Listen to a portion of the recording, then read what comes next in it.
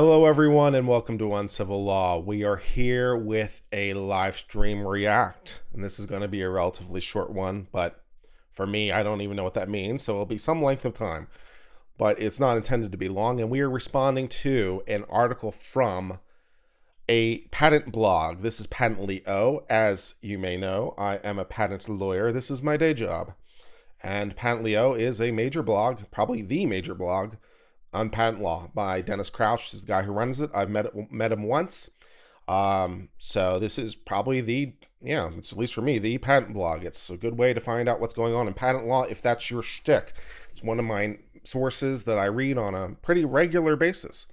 Not necessarily every day, but I read it regularly. And we are responding to an article that from Dennis Crouch, the leader of this thing, who is saying that he's supporting amendments to 35 U.S.C. Section 102, clarifying public disclosure. Very exciting.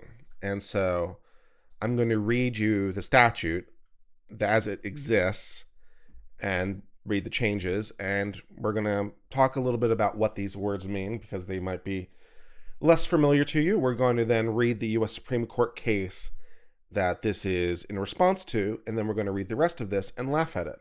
That's our plan. So let's start with, all right, so what we have here is the Intellectual Property Owners Association, IPO, which is a major group dealing in patent law. They are, I don't know if they're the dominant patent group, but they're a major group dealing with patent law. So Intellectual Property Owners Association, big group. So their word carries a lot of weight. The board of the organization has proposed a clarifying amendment to Section 101A1 of the Patent Act. Ooh, very exciting. So it's like, just leave it alone is my immediate response. Just leave it alone. It's fine. And you can see the changes that they're making, right? They're crossing out the current language and entering in new language, right? So let's start with reading the current language, which we can do by substituting the changes, right? Novelty, prior art. A person shall be entitled to a patent unless the claimed invention was patented, described in a printed publication, or in public use, on sale, or otherwise available to the public before the effective date of the claimed invention. All right, that's what it says right now. So what does that mean? All right, so you're interested in getting a patent, all right? A patent is for technology. Useful arts, to use the Constitution's language, but what you would call technology. And it can be technology in any field, any improvement that makes things better. The Patent Office breaks things into major classes of chemistry, mechanical, electrical, design, and other. But for our purposes, electrical, chemical, and mechanical are the big groups within the Patent Office. And design patents are in their own little world. They're not utility patents, so we don't really need to deal with those right now. And, you can get patents on pretty much literally anything, and you can get components on literally anything. It can be very, very small. So, for example, I have friends, my field is electrical, but I have friends who I know who deal with mechanical-based stuff. And some of the mechanical-based stuff they do is pretty large, and some of it's relatively small. So I know attorneys who, let's take engine design as a random example. They will patent the entire engine of a car because the engine is new. They'll patent the piston. They'll patent the valve. They'll patent the little timing chain. They'll patent, it can be a very big or a very small component. The patent law is flexible. And it doesn't have to be big as long as the part has some utility and it's different, right? Just because there's a widget that currently does something doesn't mean a different kind of widget isn't better or different in some way. It might have some value. So, you can patent things big and small. And one of my favorite patents of all time to bring this point home is in box technology, like literal cardboard boxes. And the patent on the horizontal Coke can thing with that little flap, that you open, and therefore you can get the cans out of that horizontal thing. Someone patented that flap. And if you think about it, well, it was an improvement on the art. It didn't exist before, and it made things better, or at least different. So it's like that was an invention. And There are people who do nothing but boxes all day long. People are coming up with new ways of doing cardboard boxes every day. And also, one of my other favorite patents of all time, or at least applications because it didn't get granted, was on the burial resurrection machine to bring people back from the dead, which falls into the coffin arts, which, yes, there are coffin arts. So if you want to patent a brand new kind of coffin, the patent office has you covered. Anyways, so what we are talking about is technology here. So a person is entitled to a monopoly on technology if they're the inventor, unless the claimed invention was already patented. So you don't get one if someone already came up with it. That should be pretty obvious, right? Described in a printed publication. That's pretty easy, right? So any printed publication will do. Magazine. My personal favorite example of this is the metaphorical and sometimes real graduate school thesis that someone filed in a forgotten library somewhere in Germany. That's as long as it's in an index somewhere, as long as it's in the card catalog of this German university, even if no one ever checked it out and doesn't know it exists, it still qualifies as a public publication because theoretically anyone could go to the library and check it out. So as long as anyone anywhere could get access to it, even if no one ever looks for it, it counts. So the graduate school thesis sitting on a forgotten shelf somewhere, as long as it's indexed in some publication, qualifies. Or more relevantly, although this doesn't happen as much as it used to back a couple of years ago, people would have things on random FTP servers that were open to the public, and you didn't need a username or password to get into the FTP server.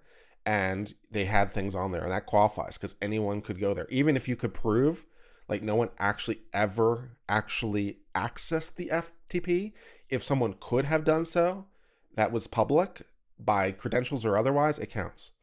So anything that's available to the public, even theoretically, qualifies. All right. So that's what they're talking about.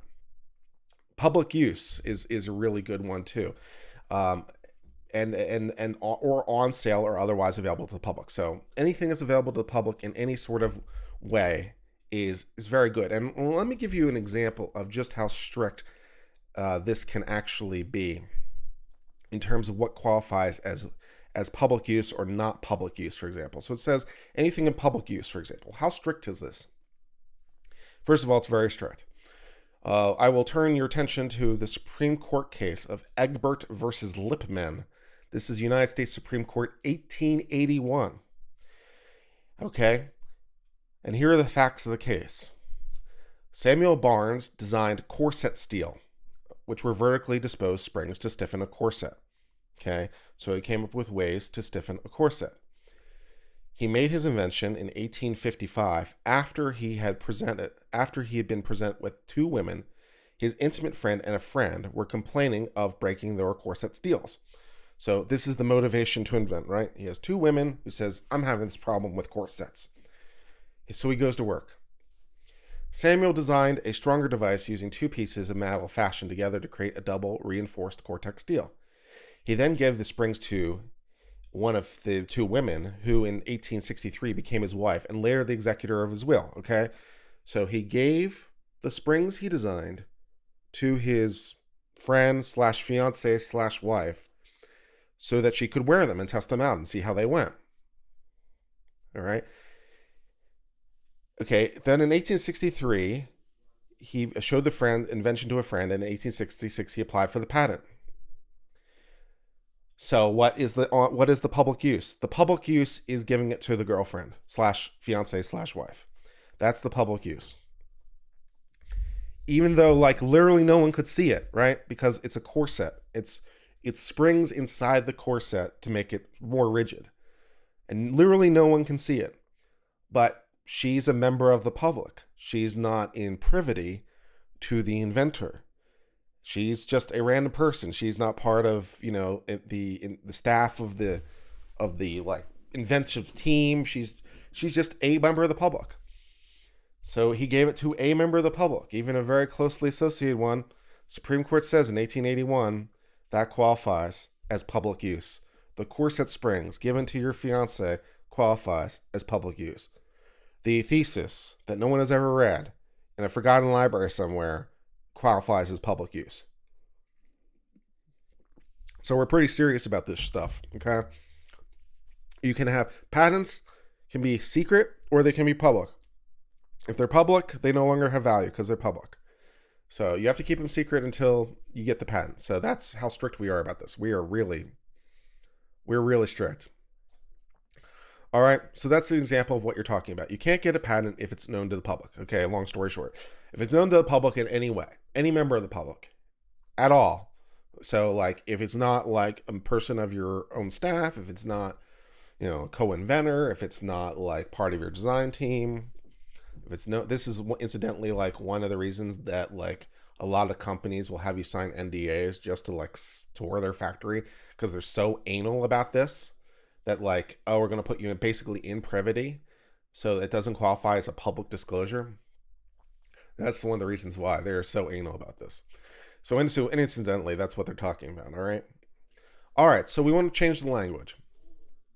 So what's the proposal? Let's read the new language. Or proposed new language, I should say, because this is not law yet. A person shall be entitled to a patent unless the claimed invention was publicly disclosed before the effective filing date of the claimed invention, provided that no act of patenting, publication, use, sale, commercialization, or any other act shall constitute prior art with respect to this section, except to the extent the act results in a public disclosure of the claimed invention. So, this is titled as a clarifying amendment, but it is not a clarifying amendment. It's actually a very big change in the patent law. It's a big change. It's overturning like 150 years of case law, and probably more than that. It's a big deal. Because basically what this is saying is rather than like any public use, basically this would effectively overturn the 1881 case. This would effectively overturn that 1881 case. So we're going at least that far back. Because it's saying it's not public unless it's public. So there's public and then there's public. Right now, we don't have that distinction. They want to create a distinction where there's public and there's public. What they really want to do is they want to create a situation where one company can sell the product to another company, but do it secretly and it doesn't count. Today, that actually counts. I've seen it happen. I know of a case one time where a person arguably did an on sale of the technology from company to company in China, and the patent office found evidence of it, and the person dropped the application as a result. So this secret company to company sale qualified, even though it's in China, because it's anywhere in the world, is the way the statute reads, anywhere, would qualify, and it wouldn't qualify under this section. So it's a big deal. It's a big deal. So under this section, companies could commercialize their invention without risk of losing their patent rights. So a company could sell to any number of companies their invention, and it still wouldn't qualify as prior art. So even though like people that are not in privity of the company, this is now a different company, which will qualify as the public, right? Even though a different company now knows it, it still qualifies as secret because you have to keep it secret until you file the application. That's part of the deal. And so it's not a clarifying amendment. It's a really, really big deal. All right.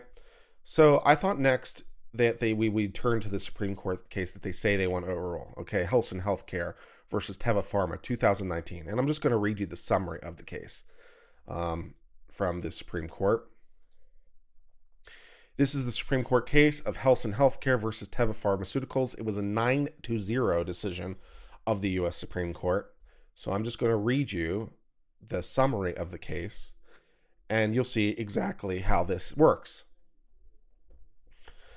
Petitioner Helsinn Healthcare makes a treatment for chemotherapy-induced nausea and vomiting using a chemical of something. While Helsinn was developing its product, it entered into 2 agreements with another company, granting that company the right to distribute, promote, and sell a 0.25 milligram dose of the drug in the United States. That sounds suspiciously to me like an on sale to me, right? The right to distribute, promote, and market. The agreement required the company keep confidential any proprietary information received under the agreements. Nearly 2 years later, 2 years later, by the way, the bar for this, in case you're interested, is 1 year. 1 year. So it's not, in some countries in the world, it's very, very strict. It's like the next day doesn't work. So the United States is very nice. We give you a full year. We're the nicest. We are by far and away the nicest in the world when it comes to this. Well, at least as far as I know. No other country is as nice as us. So if you spill the beans to the public, you still get a year. We're nice. We're not brutal. Some of the other countries in the world are just brutal about this. So we're nice. We'll give you a year slack time, just in case you wanted to know. So 2 years later is past that period. Nearly 2 years later, in January 2003, Helston filed a provisional patent covering a 0.25 milligram dose of the drug. Well, geez, that sounds like the exact same drug amount and the exact same dosage amount that you'd already given the right to sell for a different company. So it was on sale, the exact same thing. To my patent lawyer mind, it's like, that qualifies as an on sale bar. I don't even know why we're having this discussion. It's pretty clear. Over the next 10 years, Helston filed 4 patent applications that claim priority to the 2013 date. Oh, claim priority to the 2003 date. I apologize. So that's perfectly normal, right? You can do that. You can file patents as long as everything is in the original disclosure. That's the key. And you can only get one invention per patent. So it's not unusual to have multiple patents from the same specification, because the law is clear. You can only get one invention in a patent. So if your disclosure discloses 10 inventions, then you'd have to have 10 patents. And you can all go backwards in the time. Now, every one of those patents still runs from the original date. So you don't get more time. You don't get more time. All 10 of them have the same expiration date, but all of them get priority back to the earlier thing. So you can say, well, even though I'm filing it later, I get priority because I filed this on this date. Perfectly fine, perfectly normal. So he's got 4 additional applications for 4 different inventions, and they're all claiming priority back, even though they're filed later. Totally normal, not a problem. All right. That patent, the 219 patent, and this is how patent lawyers everywhere refer to patents. We always refer to it by the last 3 numbers of the patent. So it's the 219 patent because it's the last 3 numbers of the patent. Obviously, there's a lot of patents that are 219. In fact, there's at least 9 million and probably 10. But, or wait, no, yeah, because it would be for every 1,000, right? So it's be 10,000 of them, I guess, because there's 10 million patents. So there's like at least 10,000 different 219 patents. Nevertheless, this is how we all refer to it. So this is just what patent lawyers do.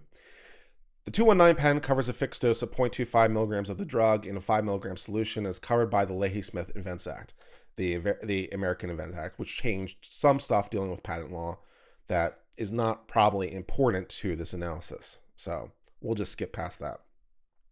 I don't think it would have come out differently. I think the only reason the Supreme Court took this at all is because the AIA was new. And so maybe the AIA changed the law on this.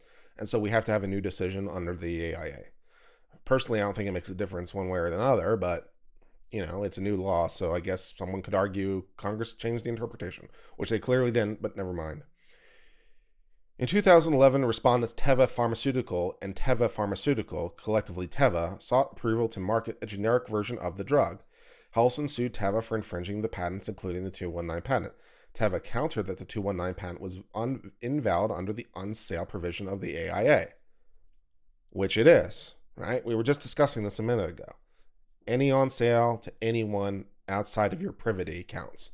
So one company to another, no matter how secret it is, qualifies as an on sale. It's on sale to a member of the public, even if that's public as one person. One person qualifies just as much as 6 billion. This is the law. It's very clear. Teva countered that the 219 patent was invalid, which precludes a person from obtaining a patent on the invention that was in public use, on sale, or otherwise available to the public before the effective filing date of the claimed invention. And it was on sale 2 years before the effective filing date, right? We know that now. Okay, 35 U.S.C. 102A. Because the 0.25 milligram dose was on sale more than 1 year before, the Halcyon filed the provisional patent application in 2003. The district court held that the AIA's on-sale provision did not apply. Okay, because the public disclosure of the agreements did not disclose the dosage. So the district court said, oh, there was some printed publications that disclosed the sale had occurred, but didn't disclose the exact dose. So the printed publication doesn't qualify as prior art because it doesn't tell you what you need to know. The district court is actually correct. The printed publication doesn't qualify.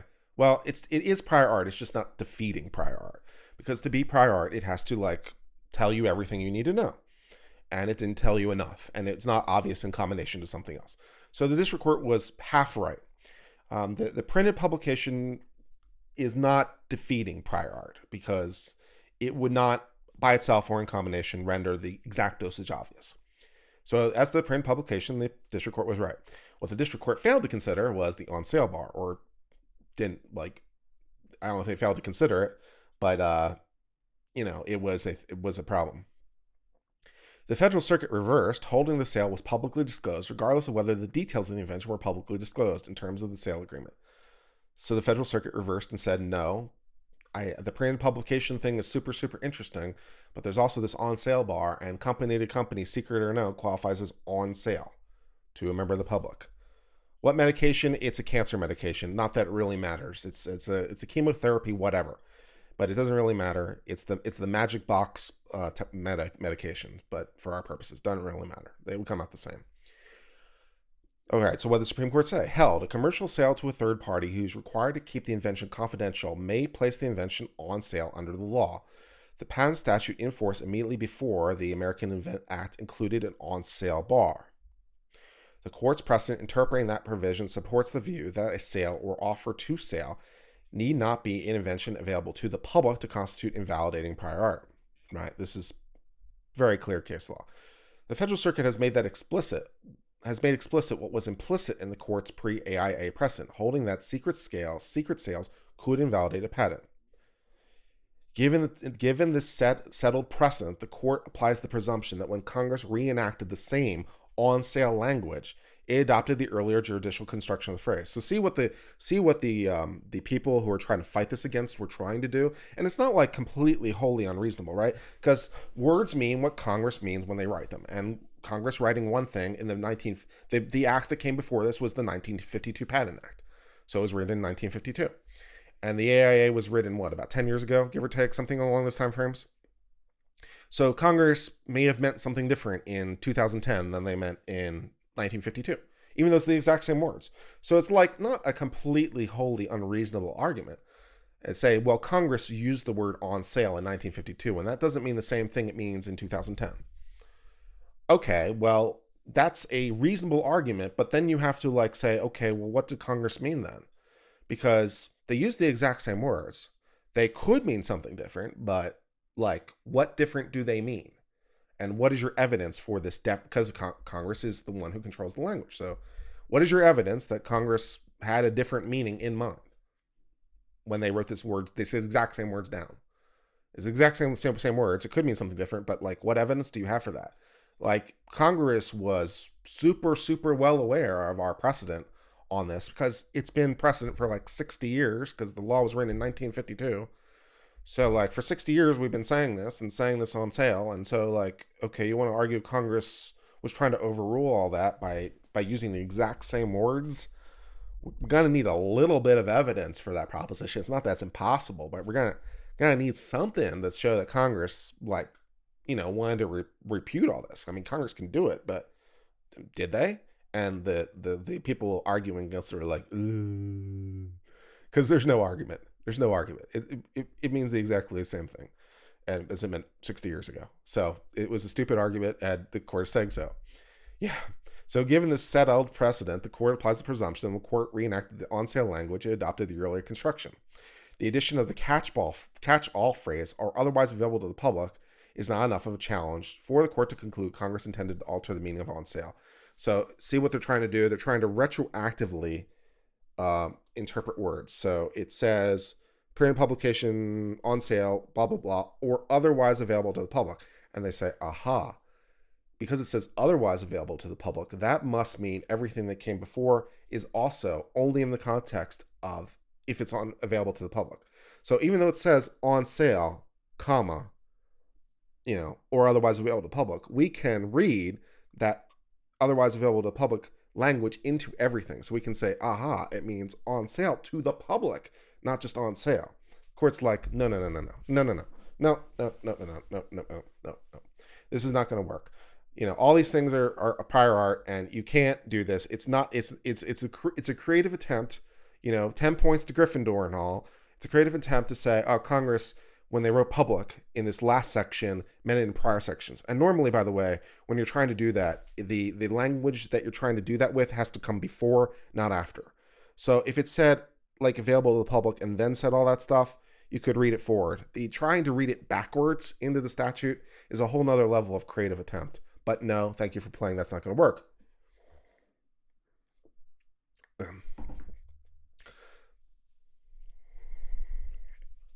And then it was unanimous, 9-0.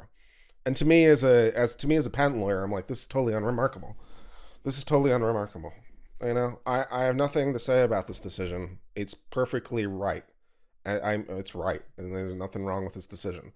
It's clear under the law. I mean, Congress could change it. I really, really wish they wouldn't, which we're going to get back to in a second.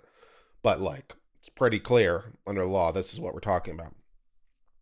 Lynch says, doesn't on sale have enough common understanding that people are assumed to know what it means? I don't know if it has enough common understanding among the public at large, but it definitely has enough understanding to patent lawyers. Patent lawyers understand what this means. It's not difficult. There's 1881 case that says, giving your girlfriend a corset with steel bars and it qualifies as a public use. So, we're pretty clear on what public use does and does not encompass. We're pretty clear on this. So anyways, let's return back to the AIA who wants to change all this. I apologize. Not the AIA, that's the statute. Let's return to the IPO who wants to change all this. That was better the second time. Okay. So now we read the Supreme Court decision 2009 and it's like 2019 and I'm like, it's a totally unremarkable decision, except the only thing remarkable about it is they affirmed the Federal Circuit, which, for those of you who don't know why that's funny, the Supreme Court has been kind of beating the Federal Circuit to death over the last decade or so. So for them to affirm the Federal Circuit is kind of a nice change of pace. The Federal Circuit got one right. Yay. It's the Federal Circuit's turn to be the Supreme Court's whipping boy, apparently. We went for the Ninth Circuit and the Sixth Circuit for a little while, and apparently it's the Federal Circuit that we're going to beat up on for a while. The Federal Circuit had it coming, though, for a little bit. The Federal Circuit was created in 1981, and for 25 years they were basically unchallenged. So the Federal Circuit started believing they were the Supreme Court, and so the Supreme Court has had to, in the last 10 years, remind them over and over again that they're actually not the Supreme Court, and, start doing law correctly, which has been kind of hilarious to me as a patent lawyer, I just have to say. It's been fun to watch. I do enjoy the Schadenfreude of the scolding of the various cases. It's very entertaining. All right, so back to this article from Patent Leo. The proposal here would legislatively overrule the case we just talked about and remove undisclosed sale activity and commercialization from the scope of prior art. Okay, no, let's not do that. That's a bad idea. It's a bad idea. I don't want to do that. I don't want to do that. I don't want to allow secret sales to be okay. I don't want to allow a company to be able to do this in secret sales from company to company. It's that basically allows people to keep it secret and public at the exact same time, which doesn't flow for me. This is a horrible idea. This is a really bad idea. The IPO is just completely wrong on this. In my opinion, Europe uses this approach found in 54 of the European Patent Convention. Well, I don't know what to say about that, except, Europe is a different place and, they can have their different laws. And I'm super duper thrilled for Europe and everything, but the United States is sovereign and let's not do this. I'm sorry. No. Our patent law has always been a little bit out of sync with the rest of the world, for better or worse. The big thing the AIA did, the really big change it made, is we went from first inventor to first to file.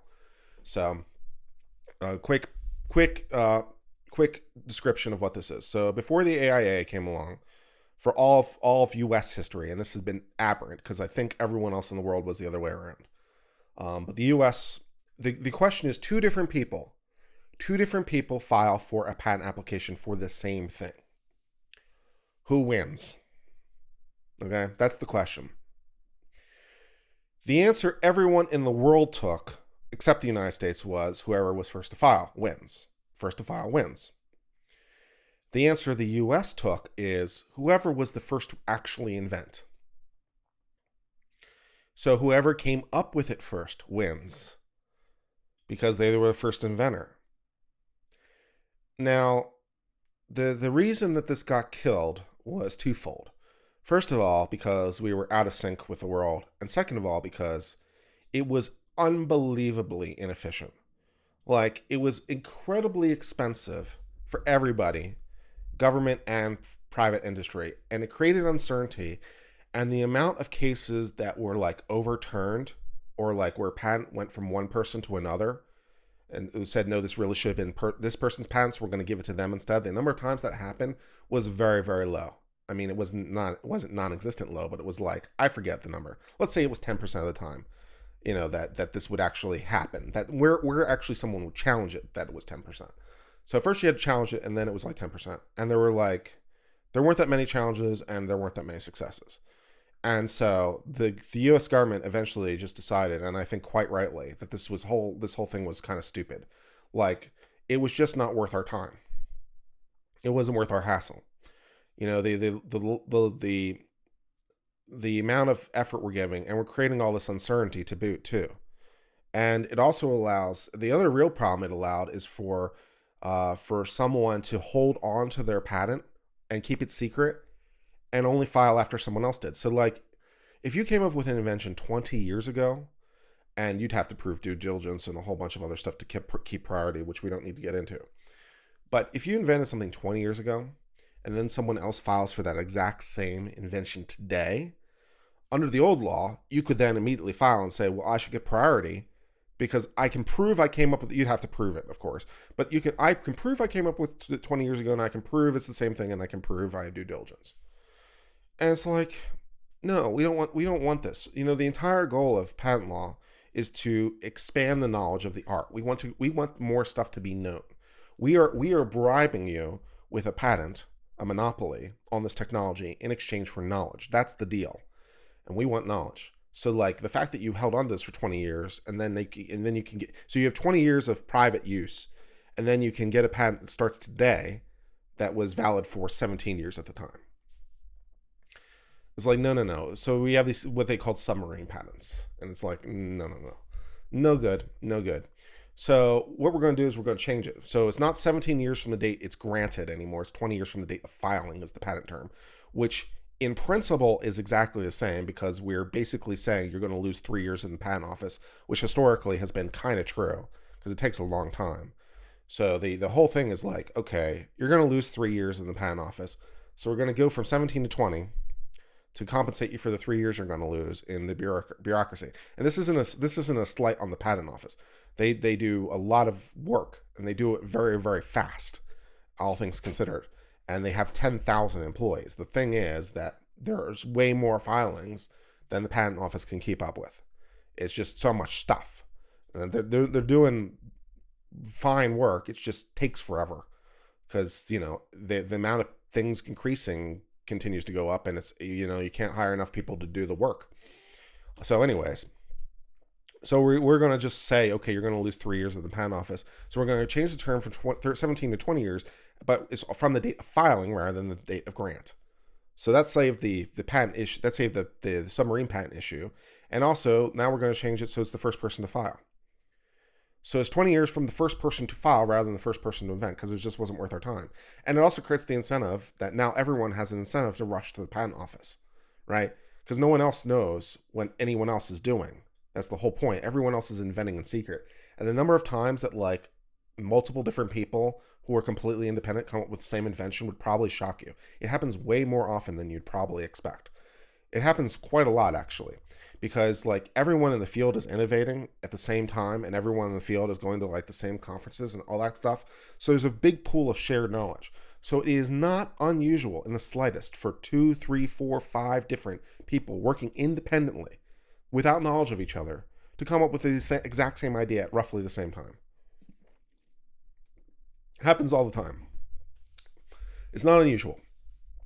So so a knowledge of that fact, now everyone has an incentive to rush to the patent office because they don't know which of their 4 potential competitors is going to get there first, and therefore it's known to the public sooner, which increases knowledge sooner. So it's a plus for everyone.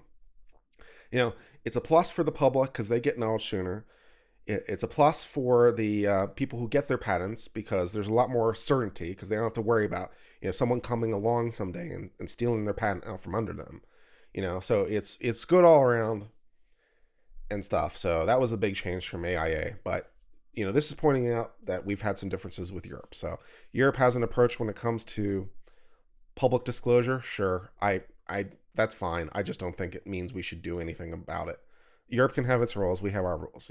I'm happy with the rules we have. So what does Europe say? Europe says an invention shall be considered to be new if it does not form a part of the state of the art. Okay, it's new is what it says. An invention shall be considered new if it's new. I rewrote it for you. The state of the art, that is which news, or that is which is known. The state of the art, everything that is known, all the known stuff, shall be held to comprise everything made available to the public by means of written or oral description, by use, or by any other way before the filing date of the European patent invention. Okay. Additionally, the content of European patent applications is filed, the date of filing, which are prior to the date referred to in the paragraph, and which were published after that date, shall be considered as comprising the state of the art. So this is pretty similar to US, but they have this, apparently they interpret the word public differently than we interpret the word public. They interpret the word public not to include these private business-to-business sales than the U.S. does, because the U.S. is strict about it. Our prerogative, I'm happy with the rule we have. Europe can do what Europe can do. You can't get a patent in the U.S., sorry. Note that 54.1 and 54.2 are parallel to USC 102. Yes, they are. They're very parallel. They're very similar. While 54.3 is parallel to A2, which the IPO does not propose to change. Yep. They are very, very similar to our statute. I recognize these words. They are very similar. I get it. Regarding these secret patent applications filed in 53C and 102A2, the European approach is broader than US in some ways because it contains prior art even when filing is of the same inventor owner at the same time. So yeah, what qualifies as prior art? There's this 1 year exception that I brought out, right? So we don't count you spilling the beans for a year. If anyone else spills the beans like the day before, you're just screwed. So if anyone else spills the beans 1 day before you file, you're screwed. If it's you that spilled the beans, we are nice. We'll give you a year. We are nice. We are the nicest in the world by far. Europe gives you no time at all. So Europe says, oh, you screwed up and publicly disclosed 1 day before you filed. You're just out of luck. So the U.S. isn't as strict in that domain. We're nice in that domain. We'll give you 1 year to recognize your mistake and fix it. Your ability to get patents anywhere else in the world, however, is deeply questionable. But at least you can get a patent in the U.S., which isn't nothing. The U.S. is a huge economy, right? So it's broader in the U.S. in some ways, where pre-filing is for the same owner. At the same time, the European approach is narrower than the U.S. because 53C prior art does not apply to the inventive step obviousness analysis. Okay. So this is a combination of references when there's obviousness. So in patent law, we have 2 different kinds of things if you want to defeat a application or defeat a patent. There's anticipation and there's obviousness. Anticipation is there is a piece of art somewhere that says all the things that this application says. One piece of art. So there's one piece of art says the same thing. That's anticipation. Obviousness is, there's not one piece of art, but there's a combination of arts that in combination would make them obvious to a person of ordinary skill, which is most of the rejections, as you would imagine. It's hard to find a reference that teaches everything, although I've definitely seen it happen. So the Europeans said, any invention shall be considered as involving an inventive step if, having regard to the state of the art, it is not obvious to a person of ordinary skill in the art. That part is very same to the U.S. If the state of the art also includes documents within the meaning of Article 54, Paragraph 3, these documents shall not be considered in deciding whether there's been an inventive step. So, what they're basically saying there in so many words is if it's anticipatory, then you can use the private sale. But if it's obviousness, you can't use the private sale. And the U.S. doesn't make that distinction. So they want us to go to the European route, I guess. Although the way it's written in the U.S. system would actually go a little further than the European system, because ours is changing the anticipation argument. So this is actually a little bit different than Europe, because Europe says what this says, but only for anticipation, and this says it for anticipation and obviousness. So it's broader in that respect. So I think it's an exceptionally bad idea.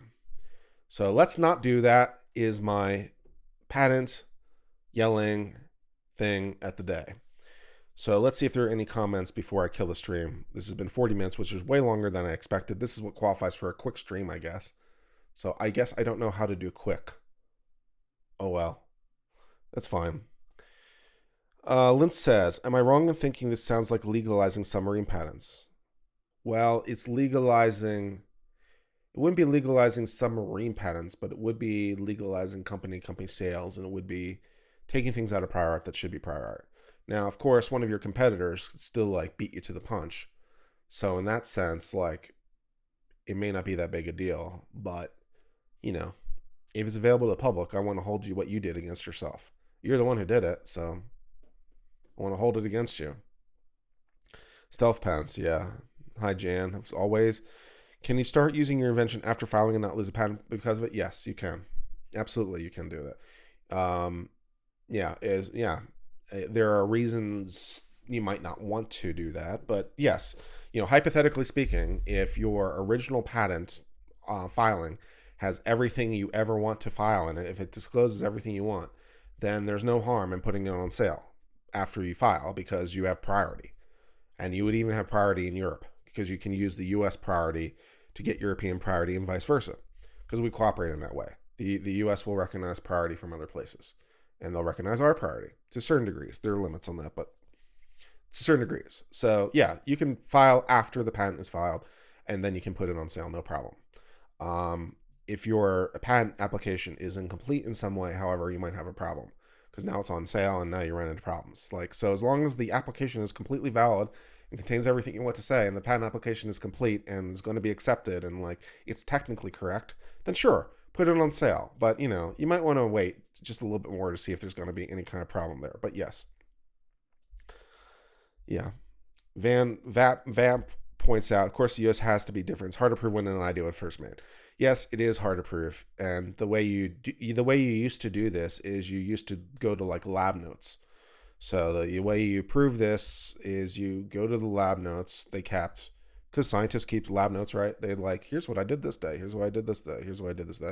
Here's what improvements I made. Here's whatever. So they keep pretty copious lab notes. So it's not unusual to have a pretty good record, all things considered, although it's not unusual to not have a pretty good record. But lab notes is usually how you solve this. Chemists, you can submit notes, you can submit calendar invites from various meetings used to discuss it. You can show, any sort of documentation from the company that shows the progress of this thing that you're working on. Show the teams, show hiring dates. So it's not that difficult. It just wasn't worth our time in the end. So, as to contemporaneous inventions, technology is crossing over across the board. So it makes sense. People might be thinking the same thing at the same time. Yeah. Happens a lot. So it makes perfect sense. Everyone has basically the same knowledge in the field. They're all going to the same conferences, and then they're all at one conference, and someone says something, and 5 different people in the audience hear it and connect the dots and aha. And so these 5 people then run off and basically come up with the same thing at the same time. So it's not atypical. Zachariah says I missed a lot, so sounds like not fun. It just sounds like crap to me. I think IPO. I think what they want to do here is a bad idea. I'll just put the statute they want on the screen. I think it's a bad idea. The current law is perfectly fine. We've been administering it for 150 years. Everyone understands the law. The law is fine. The law doesn't need to be changed. Don't change the law. Please don't screw with my patent law. It's perfectly fine. We're great. Jan says they're claiming that they do it to be similar to Europe, but in reality, European patents aren't that different. They just use this is just an excuse. European does it is often used. Yeah, I mean, the international harmonization of patents has been like a long project, right? The dream, at least from some people, the dream is the worldwide patent, right? That's the dream. You can apply one place and get a patent that applies everywhere, or at least everywhere that matters, right? So the dream is, at least, well, historically it was, I can get one application and get a patent right in the U.S., EPO, and Japan, the trilateral, which basically covers like everything in terms of like all the places you care. And now Korea's in part of that quadrilateral, and you know there's other ones. So yeah, if you can get a patent in the US, Europe, China, and Korea, you know you've kind of got it covered. Sure, someone in Africa could do it, but you probably don't care that much. So you got it covered if you can get like those four jurisdictions. So the dream is a universal patent. So to have that dream ever come true, you need more and more international cooperation. And so the US changing to first to file was a pretty big deal. And the US is currently in the middle of changing its way it classifies patents in terms of its internal management. So right now, the US classifies patents using a US classification hierarchy. And the US and European Union negotiated a joint agreement for a new joint classification scheme. And the US is still in the process of converting to that scheme, because it's a big deal to change. But they're making significant progress across those lines. It's called the CPC, the Combined Patent Cooperative. So if you want to learn more about this, it's called CPC. So just Google CPC and patent, and you'll figure it out. But yeah, that's what it is. And Japan is starting to use a similar system. So it's like, if you can get all things classified the same, that's a start. And it makes things more efficient anyway. It makes it easier for everyone to find stuff. If everyone uses the same classification schemes, it's much easier to find art. So there's like no reason not to do it. It makes things a lot easier for everybody. And the reason to do it is that it increases international harmonization, and maybe someday we're reaching the dream. We're not there yet, but maybe. Doesn't WIPO do it? I mean, WIPO does some of this stuff. WIPO definitely does some things, but they're not able to grant patents worldwide. I mean, they're a huge intellectual property organization, and they have a lot of pull and stuff in Europe, and they certainly do a lot of work for a lot of stuff, especially PCT applications, but they're not, I think WIPO's ability is not going to really carry through the day. The only way that's going to work is the trilateral. It's going to be the US, EU, and Japan negotiating an agreement that they can all live with. And, you get there in steps. They're very small, very slow steps, but you get there in steps. So maybe 20 years from now, who knows? Maybe 30 years from now. We'll see. So what impact do European patents have in the US? I mean, none. All patents are territorial by definition. So if you get a patent in any country, it's good for that country. Now, that being said, you can use a patent that has been granted from any of the US, EPO, and Japan and get an expedited review in the other countries. The idea being that since one of these three major groups has blessed it with their review, that it's probably more likely that the other ones will too. It's certainly not a guarantee. I've seen many, many ones that don't work in the US and vice versa, not for least reasons that Europe doesn't recognize certain kind of technology that the US does. Like they don't recognize software patents, and the US does. So that's a point of contention between the US and Europe, is the software patent thing. It's like, well, you're not recognizing our entire category of patents. So that's a bit of a fight. We'll work it out someday. And yeah, so I mean, it has no direct impact. But if you can't produce any of your stuff in Europe, then that limits your options. You can manufacture in the U.S. and sell it in the U.S. without tripping the European patent, but then you couldn't. But then you couldn't sell it to Europe, right? So it has that impact. you could produce it and sell it in the US, but you can't then sell it in Europe, so that limits your ability because Europe says no, these goods are under monopoly in Europe, so we're not going to let you do that. So, anyways, that's a really quick stream, just responding to this article from Pantleo. I still love Pantleo; they're a really good publication. I just think the IPO, first of all, this is not a clarifying amendment in any sense of the word. This is a big deal, and you know, and I will end as I usually do for the 21 of you who are currently watching this stream. If you would be so kind as to give me a like, I would appreciate it. And if you've not already done so, if you could give me a subscribe, I would appreciate it. And tell your friends about, this channel. And, as always, I take story ideas. You know where to find me, guys. So I will sign off for now. I hope all of you are well. And until later, my friends, cheers and goodbye.